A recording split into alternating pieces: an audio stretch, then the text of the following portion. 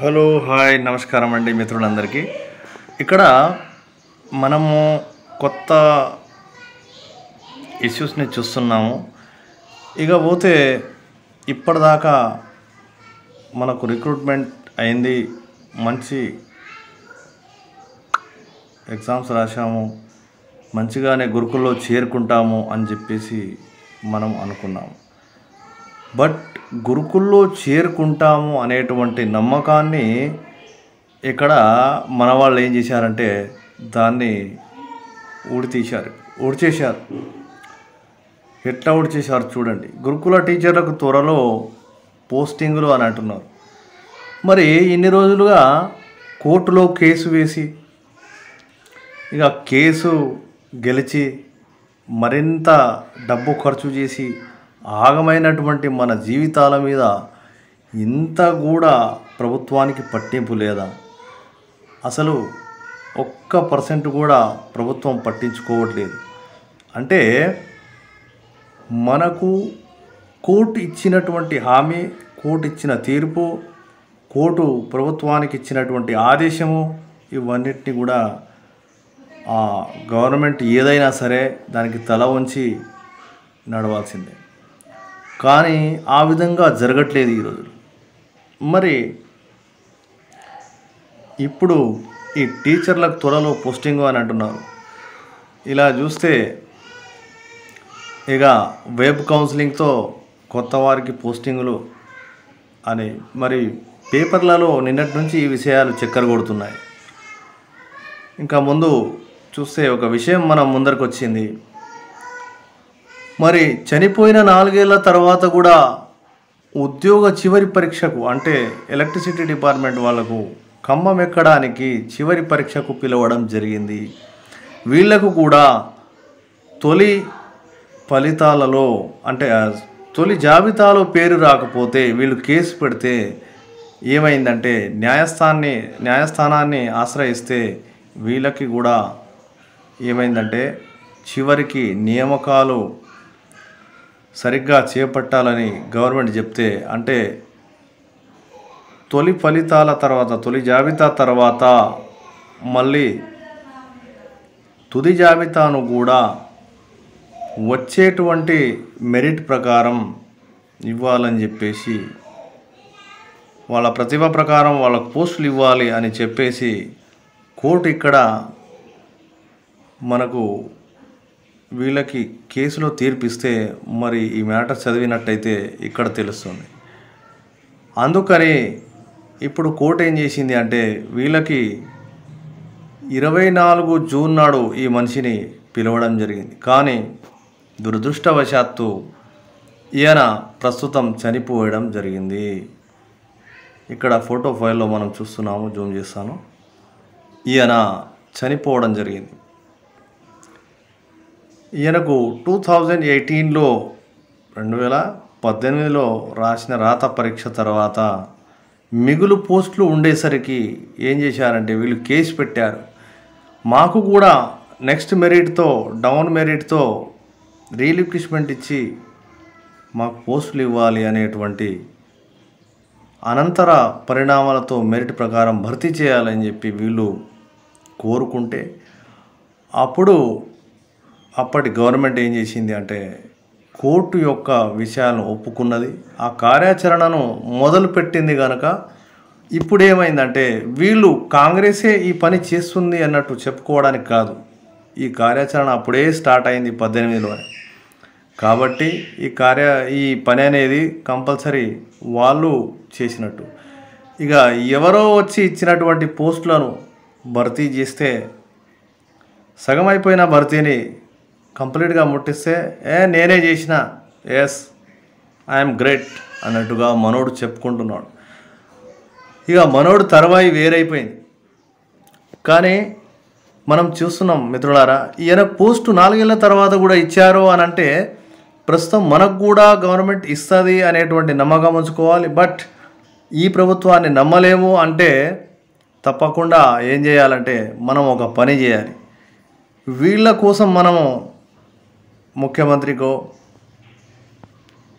సెక్రటరీకో, లేకపోతే స్పీకర్కో ప్రతిరోజు కలుస్తూనే ఉండాలి.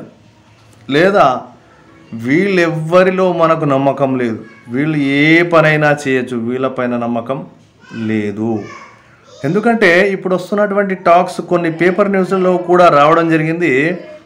వాళ్ళు ఏం చేస్తున్నారు ప్లానింగ్ అంటే, ఈ మిగిలిన పోస్టులను వచ్చే 4,000 పోస్టులను కలుపుకొని, అంటే ఇప్పటికే మంజూరైనటువంటి 4 పోస్టులు అంటున్నారు, మంజూరు కాలే, ఏం కాలే, రెడీగా ఉన్నాయి, ప్రపోజల్ ఉంది 4,000ది అని చెప్తున్నారు. ప్రపోజల్ లేదు, రెడీ లేదు, ఏం లేదు. నోటిఫికేషన్ కాకముందే ప్రపోజల్లు రెడీలు అన్నీ అయిపోతాయా? ఆలోచించాలి. సో ఇక ఏం లేదు, కానీ వాళ్ళు తన క్రెడిట్ను చెప్పుకోవడానికి, వాళ్ళ క్రెడిట్ని చెప్పుకోవడానికి, ఇది మేమే చేశాము అని చెప్పుకోవడానికి మనకున్న పోస్టులను మిగిలించుకొని ఇంకో 4,000 కలుపుకొని తర్వాతి నోటిఫికేషన్లో ఒక 7,000-8,000 పోస్టులు ఇవ్వడానికి మళ్ళీ ట్రై చేస్తామని కోరుకుంటున్నాం. అంటే జీవితం మొత్తం ఎగ్జామ్లే రాద్దామా? ప్రస్తుతం కోర్టుని మళ్ళీ ఆశ్రయించాలి. కోర్టు మళ్ళీ తన అధికారంను ఉపయోగించి నా అధికారాన్ని ఉల్లంఘించారు అని చెప్పి కోర్టు ఏం చేస్తుంది అంటే, హైకోర్టు మళ్ళీ గవర్నమెంట్ని తన కింద తల వంచి పనిచేసేటట్టుగా చేస్తుంది. ఇప్పుడే నేను వివరించిన అభ్యర్థి గురించి కూడా అదే జరిగింది. వాళ్ళకు కూడా మరి కోర్టు అధికారాలను, ఆదేశాలను ఉల్లంఘిస్తే, గవర్నమెంట్ ఉల్లంఘించింది అని చెప్పి కోర్టు ఇంకొకసారి మళ్ళీ వాళ్ళ మీద వేటు వేస్తే, అప్పుడు ఇది ఈ 24వ తేదీకి ఖమ్మం ఎక్కడానికి తుది పరీక్ష అని చెప్పి వాళ్ళకు లెటర్ వచ్చింది. 24ననే అది చేయాల్సి వచ్చిన పని, కానీ విద్యార్థి మరణించి ఉండడం వల్ల, ఆ అభ్యర్థి మరణించిపోవడం వల్ల లెటర్ను తిరిగి పోస్ట్ ఆఫీస్ ఆయన రిటర్న్ పంపించారు. సో ఈ విషయాలు మనము గుర్తుంచుకోవాలి మిత్రులారా. ఊరికే ఎటువంటి పని కాదు. మనం కోర్టుని ఇంకోసారి ఆశ్రయించిన వాళ్ళకు దయచేసి 2 చేతులు జోడించి చెప్తున్నాను, మన కోర్టుకి మనం ఇంకోసారి ఇదే కంప్లైంట్ ఇస్తే, తన అధికారాలను అంగీకరించలేదు, ఉల్లంఘించారు అనేటువంటి అంశంను తెలుసుకొని కోర్టు వేటు వేస్తుంది వాళ్ళపైన. తప్పకుండా మనకు ఇప్పుడే సమయం ఉంది, ఇక తర్వాత సమయం లేదు మిత్రమా. ఆలోచించాలి అందరూ కూడా. ఇప్పుడు మనం చేసే పని కోర్టుని ఆశ్రయించాలి. ఈ కంప్లైంట్ మనం కోర్టు దగ్గర ఇవ్వాలి. జస్ట్ ఇప్పుడు మనం కేసు వేసే అవసరం లేదు. జస్ట్ ఒక్క రీప్రజెంటేషన్ కోర్టులో మనము దర్జు చేయాలి.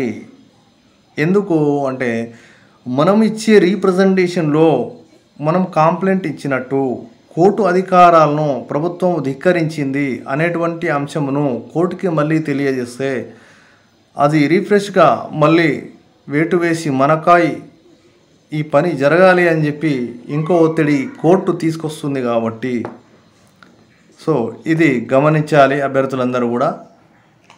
మళ్ళీ దయచేసి చెప్తున్నాను, గమనించాలి. ఇంకొకటి, ఈ ప్రభుత్వం వేస్తున్న పనుల్లో మనకు చాలా చులకన తీసుకొని పనిచేస్తుంది. టెట్ గురించి చూశారా? టెట్ ఒకరికి ఫ్రీ, మరొకరికి డబ్బులు కట్టాల్సి వచ్చింది. మరి పాత హాల్ టికెట్ నెంబర్ యాడ్ చేస్తే డబ్బులు కట్టాలి, కొత్త హాల్ టికెట్ నెంబర్ యాడ్ చేసిన వాడికి అంటే క్వాలిఫై ఉంటే, కొత్త టెట్ క్వాలిఫై ఉంటేనే అక్కడ ఫ్రీగా అప్లికేషన్ జరుగుతుంది అనేది. నేను కట్టాను, నాది ఫ్రీ కాలేదు. ఎందుకంటే నాకు స్కోర్ కొత్త టెట్లో లేదు. నేను క్వాలిఫై కాలేదు, కొత్తది పాత టెట్టే క్వాలిఫై అయ్యాను. మరి పాత టెట్లో 100 మార్కులు ఉండగా కొత్త టెట్టు మరీ హార్డ్ పేపర్ రాస్తే